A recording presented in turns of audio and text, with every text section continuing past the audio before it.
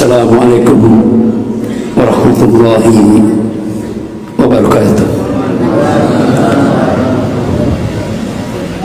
Innal hamdalillah nahmaduhu wa nasta'inuhu wa nastaghfiruh wa na'udzu billahi min shururi anfusina wa min sayyiati a'malina.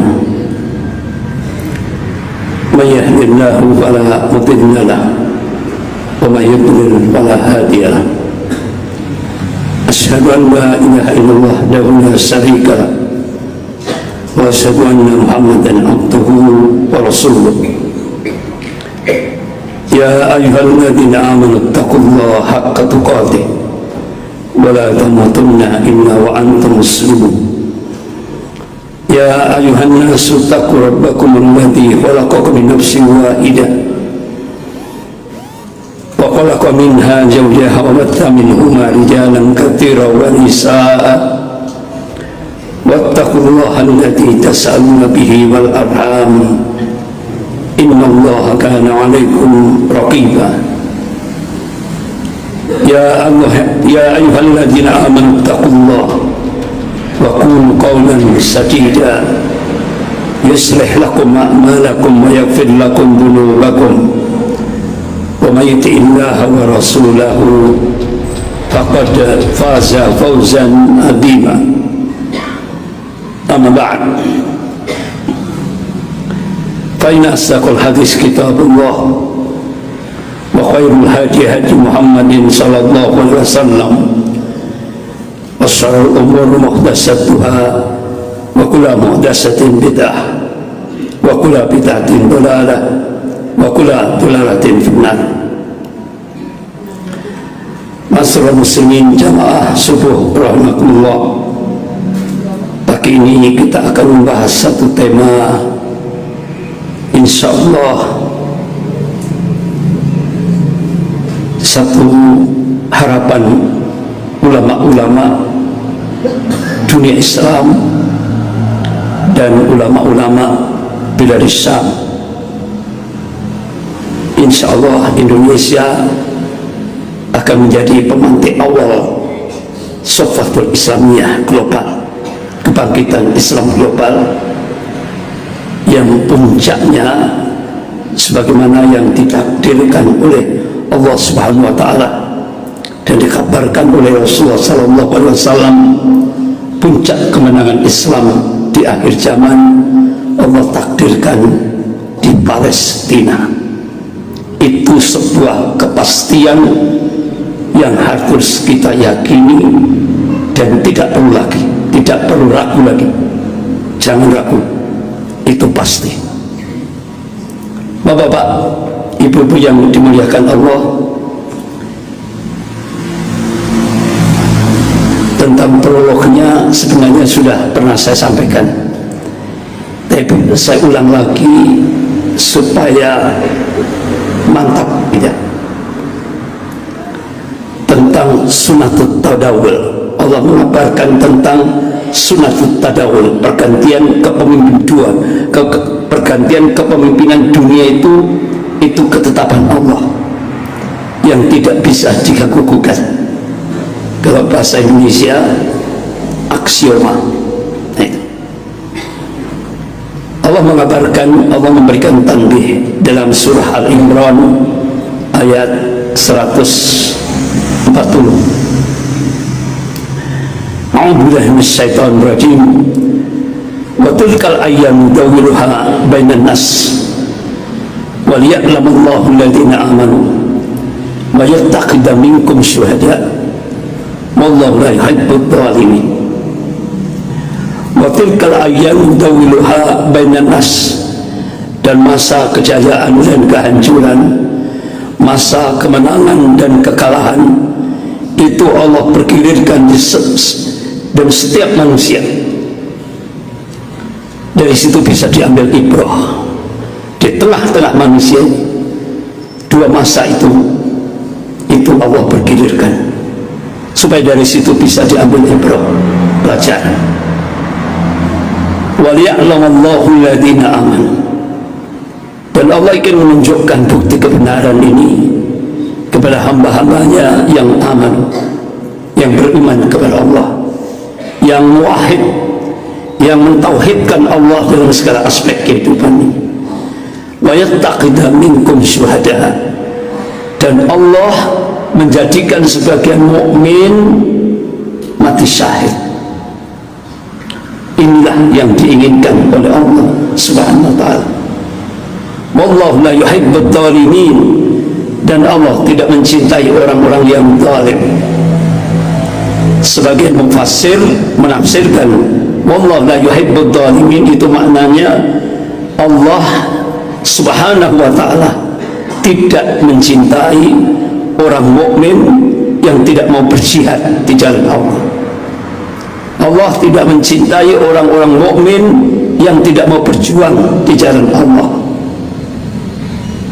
Bapak-bapak, ibu-ibu yang dimuliakan Allah, dari surah Al-Imran ayat 140 ini Allah mengabarkan tentang sunatut tadawul, pergantian kepemimpinan dunia. Itu ketetapan Allah. Pertama, yang memimpin dunia ini golongan mukmin, sebagaimana Rasulullah mengabarkan dalam satu hadis dari Hudzaifah bin Yaman radhiyallahu anhu, hadis riwayat Imam Ahmad. Qala Rasulullah sallallahu alaihi wasallam, takunu buah fikum masyaallah an takuna thumma yarfauha idza sayarfaha. Akan datang kepada kalian masa nubuah, kenabian. Kalau kita lihat dalam kitab-kitab sirah nabawiyah, mulai dari periode Makkiyah 13 tahun, periode Madinah 10 tahun, jadi periode nubuah kurang lebih 23 tahun. Itu sesuai dengan apa yang dikehendaki oleh Allah Subhanahu wa ta'ala. Kemudian Allah angkat jika Allah menghendakinya. Thumma taqulu khilafatan ala minhaji nubuwah fayakunu masa'allah an takuna thumma yarfa'uha idza sa'yarfa'ha. Kemudian Allah munculkan periodisasi sejarah yang kedua, yaitu masa khulafa'ur rasyidin ya, radhiyallahu anhum. Itu ditulis oleh Al-Imam Ibnu Katsir rahimahullah dalam kitabnya Al-Bidayah wa Nihayah. Mulai dari Khalifah Abu Bakar As-Siddiq radhiyallahu anhu, dilanjutkan Khalifah Umar bin Khattab radhiyallahu anhu, dilanjutkan Khalifah Utsman bin Affan radhiyallahu anhu, dilanjutkan Khalifah Ali bin Abi Thalib radhiyallahu anhu. Itu hampir 30 tahun. Ini sesuai dengan apa yang dikehendaki oleh Allah. Kemudian Allah angkat jika Allah menghendakinya. Thumma takunu mulkan adhan fayakunu masyaallah an takuna thumma yarfa'uha idza sa'yarfa'ha. Kemudian Allah munculkan mulkan adhan, raja-raja yang menggigit. Syekh Profesor Dr. Ali Muhammad As-Salabi, beliau adalah pakar sejarah dunia Islam yang cukup mendunia. Beliau tulis mulai dari Daulah Muawiyah, dilanjutkan Daulah Abbasiyah, yang puncak peradaban Islam ada di Baghdad, Irak. Kemudian dilanjutkan Daulah Utsmaniyah, yang puncak peradaban Islam ada di Istanbul, Turki, yang sering kita sebut dengan kekhalifahan Turki Utsmani. Itu hampir 1300 tahun. Jadi golongan mukmin ini, kata Rasulullah, pernah memimpin seluruh dunia ini sepanjang 1353 tahun, terpanjang. Setelah itu Allah pergilirkan, akhirnya seluruh dunia dipimpin oleh golongan kafir. Inilah ketetapan Allah. Seluruh dunia dikendalikan oleh golongan kafir sampai hari ini. Ini sudah ketetapan Allah yang tidak bisa diganggu-gugat. Pertanyaannya dimulai dari mana? Bapak-bapak, ibu-ibu yang dimuliakan Allah, dimulai dengan perang salib episode yang pertama, sepanjang 200 tahun. Muncul lagi perang salib episode yang kedua, sepanjang 600 tahun. Indonesia kena jatah 350 tahun. Kalau bahasa umum, perang dunia pertama dan perang dunia kedua. Sehingga muncullah dua negara adidaya, yaitu Uni Soviet dan Amerika. Satu ideologi komunis, satu ideologi kapitalisme. Ya Allah, tragis. Ketika golongan kafir ini memimpin dunia sejak 1917 sampai 1991, pencetusnya itu adalah Karl Marx, Friedrich Engels. Diajarkan sebuah ideologi ateis, anti Tuhan, anti agama, sehingga agama menjadi musuh seluruh dunia, sehingga yang mengaplikasikan ideologi ini adalah dimulai dari Lenin, Uni Soviet, dilanjutkan Stalin, Uni Soviet, dilanjutkan Cina, Mao Zedong, dilanjutkan Kamboja, Pol Pot, dilanjutkan Indonesia, Musa, dan puncaknya DN Aidit. Itu ditulis dalam buku sejarah. Selama 1917 sampai 1991 ada kurang lebih 120 juta manusia dibunuh, termasuk di Indonesia, untuk mengamalkan ideologi komunis. Itu sejarah yang tidak bisa dirubah. Nah, inilah yang terjadi. Begitu juga Amerika, dia melakukan imperialisme ke semua negara. Jadi dua-duanya ini, Uni Soviet dan Amerika, luar biasa, senantiasa melakukan fasad kerusakan di mana-mana. Akhirnya Allah, siapa yang digerakkan oleh Allah untuk menghadapi dua negara superpower ini, Uni Soviet dan Amerika?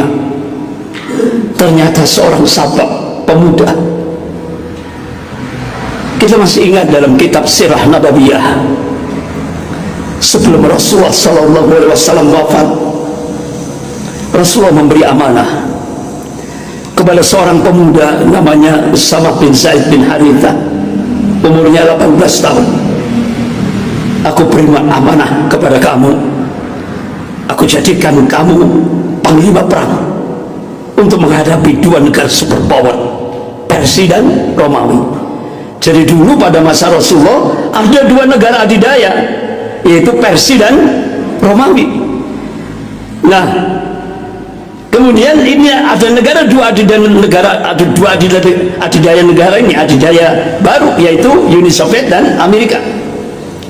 Jadi alhamdulillah, setelah Rasulullah wafat, Khalifah dilanjutkan estafet perjuangan itu oleh Khalifah Abu Bakar As-Siddiq radhiyallahu an, dilanjutkan Khalifah Umar bin Khattab radhiyallahu an. Keduanya sami'na wa ata'na, mengangkat Usama bin Zaid bin Haritha untuk menjadi panglima perang menghadapi dua negara adidaya itu, Persia dan Romawi.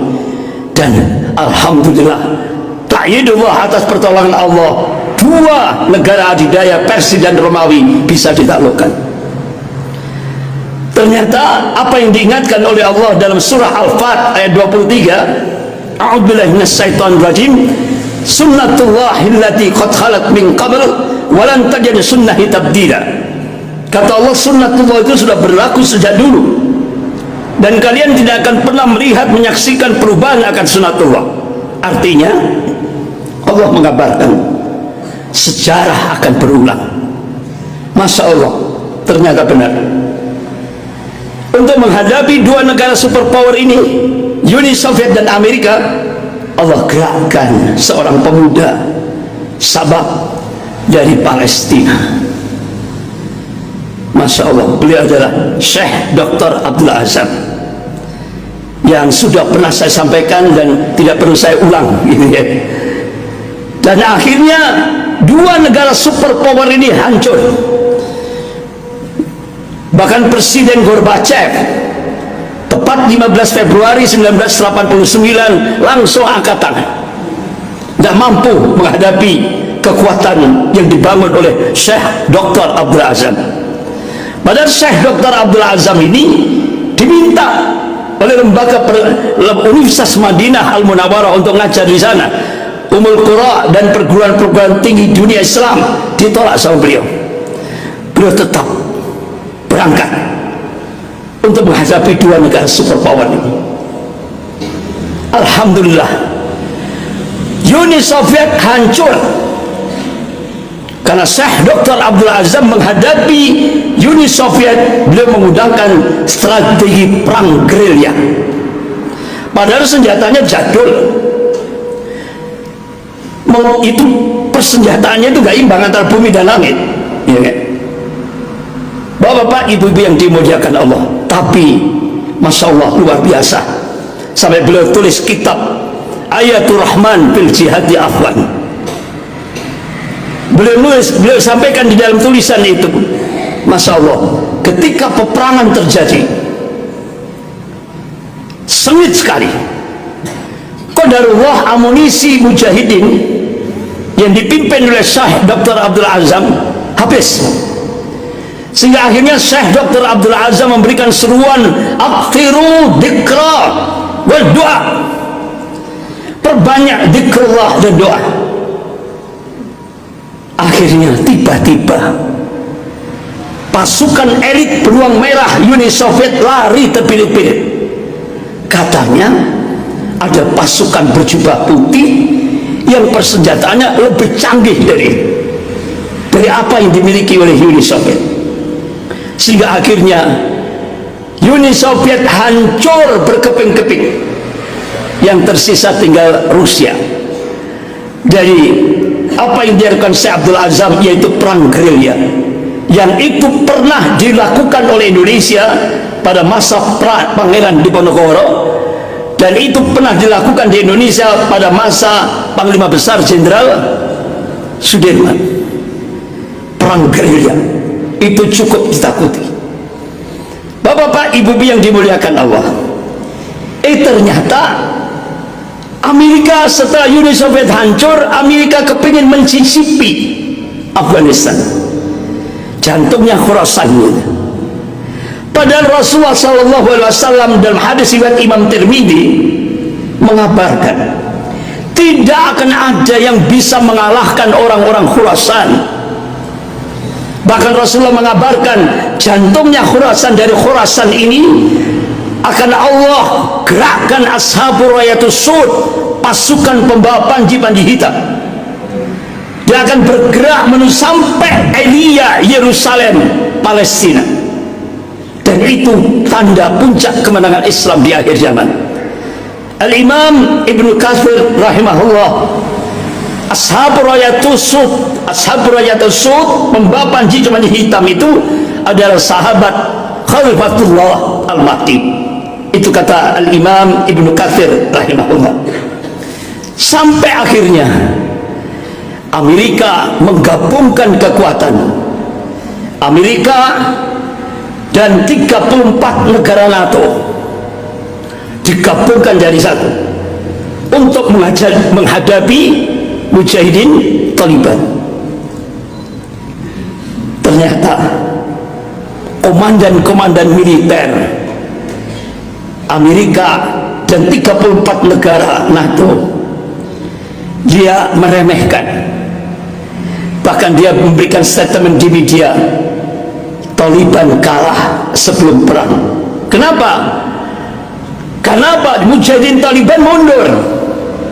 Ternyata itu sebuah strategi supaya pasukan elit Amerika dan 34 negara NATO itu masuk semua, baru perang terbuka.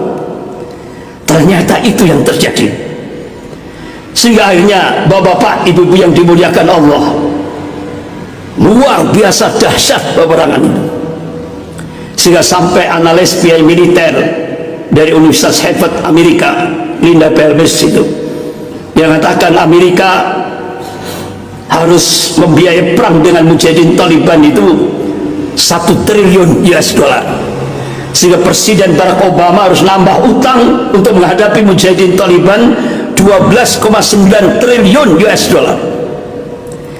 Ternyata apa yang terjadi?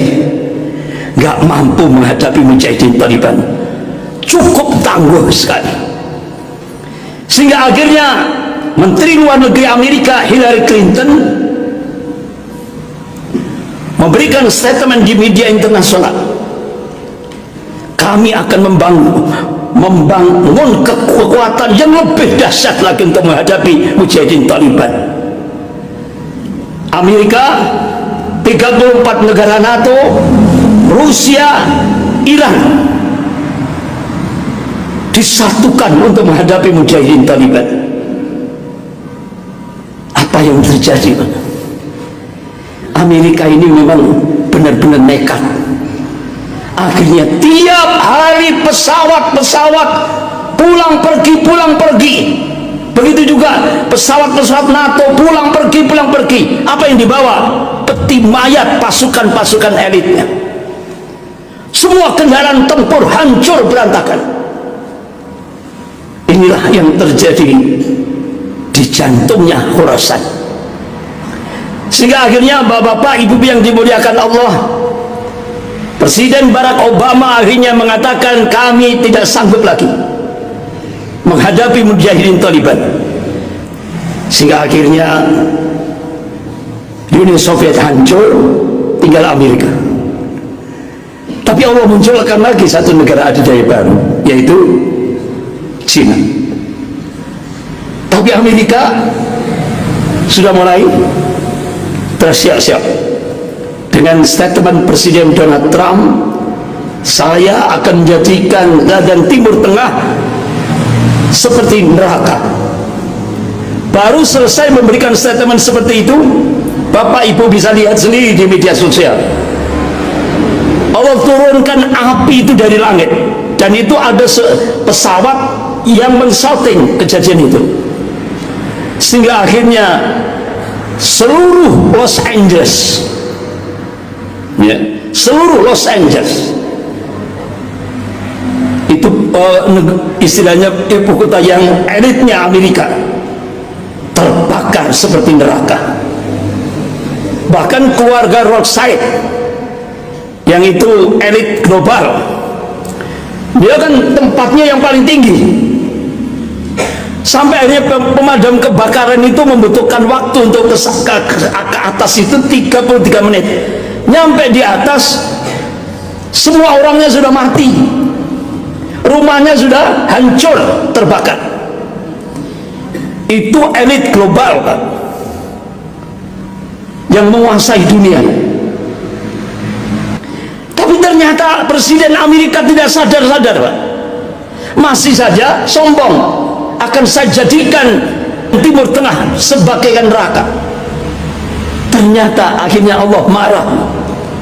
Dari sinilah orang-orang mukmin, Masya Allah, ta'yidullah, pertolongan Allah itu nyata. Sekarang coba Bapak Ibu lihat, kebakaran itu sudah sampai ke New York, dahsyat, Pak. Sehingga Elon Musk, itu pengusaha top di Amerika, menyatakan sebentar lagi Amerika bangkrut, Pak. Berarti kalau Amerika sudah bangkrut, tinggal Cina. Nah, setelah Cina, kira-kira mana? Insya Allah dunia Islam akan bangkit. Ini sunatullah sudah. Setelah golongan kafir memimpin, insya Allah golongan mukmin akan kembali memimpin dunia ini. Jangan sampai nggak percaya. Orang kafir yang kafir saja percaya. Siapa itu? Profesor Arnold Toynbee. Profesor Arnold Toynbee itu pakar sejarah dari Inggris. Tahun 1954 dia melakukan riset. Hasilnya dibukukan jadi bestseller. Judulnya Civilization on Trial, ujian atas peradaban. Dia tulis dan dia objektif, Pak. dunia Islam pernah memimpin dunia ini 1353 tahun. Kemudian muncul perang dunia pertama, perang dunia kedua, akhirnya dunia Islam jatuh, terpuruk. Akhirnya dia tulis lagi, dunia Islam akan kembali memimpin dunia ini. Ini orang kafir yang kafir, pakar sejarah. Orang kafir yang kafir itu kebenciannya terhadap umat Islam itu juga luar biasa. Itulah orang kafir yang kafir. Makanya kalau ada orang kafir tidak memusuhi umat Islam itu berarti patut dipertanyakan kekafirannya. Berarti kafirnya belum kafah. Nah, itu ditulis di akhir tulisannya itu, dia bukunya ini Civilization on Trial itu, semoga ini tidak terjadi. Jadi dia meyakini dunia Islam akan kembali memimpin dunia, tapi dia tunggu muka-muka orang situ. Dia tunjukkan bahwa dia seorang kafir yang kafir. Nah, kalau orang kafir percaya nanti masa depan ini dunia Islam, kalau umat Islam nggak percaya itu kebangetan. Ya, nah ini Bapak-bapak, ibu-ibu yang dimuliakan Allah, itulah yang sudah saya sampaikan